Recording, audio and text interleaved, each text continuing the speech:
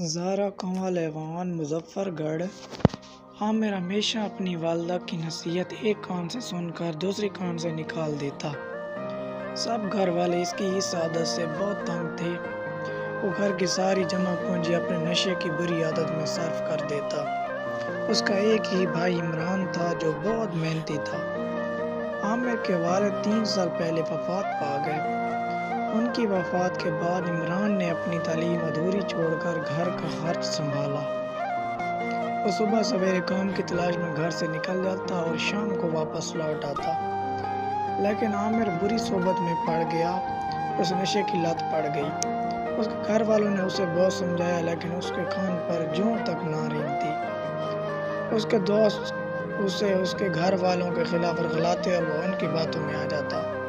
ایک روز عامر نشہ کر کے رات کو دیر سے گھر پہنچا اور چلا کر اپنی والدہ سے کھانا مانگا تو اس پر اس کے والدہ نے کہا، عامر بیٹا گھر میں کچھ کھانے کو نہیں ہے۔ یہ سن کر عامر طیش میں آ گیا کیونکہ اسے بہت زیادہ بھوک لگ رہی تھی اور چلا چلا کر اپنی والدہ کو برا بھلا کہنے لگا۔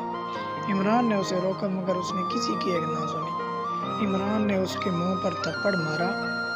ان کی والدہ یہ سب دیکھ کر بلک بلک کے رو رہی تھی۔ اگلی صبح ماں نے عامر سے کہا، پہلے کام کر، رقم لا، پھر گھر میں کھانا پکے گا۔ یہ سن کر عامر آگ بگولا ہو گیا۔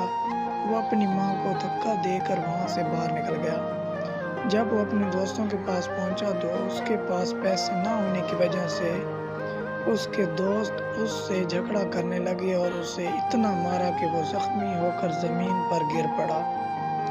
وہ گلی میں بے ہوش پڑا تھا تب چچا کرم داد کا وہاں سے گزر ہوا۔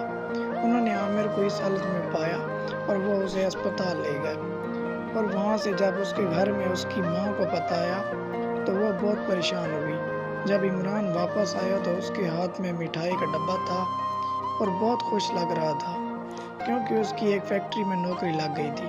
اس کی والدہ بہت خوش ہوئی لیکن جب عمران کو عامر کی اس بات کا علم ہوا تو وہ بہت پریشان ہوا۔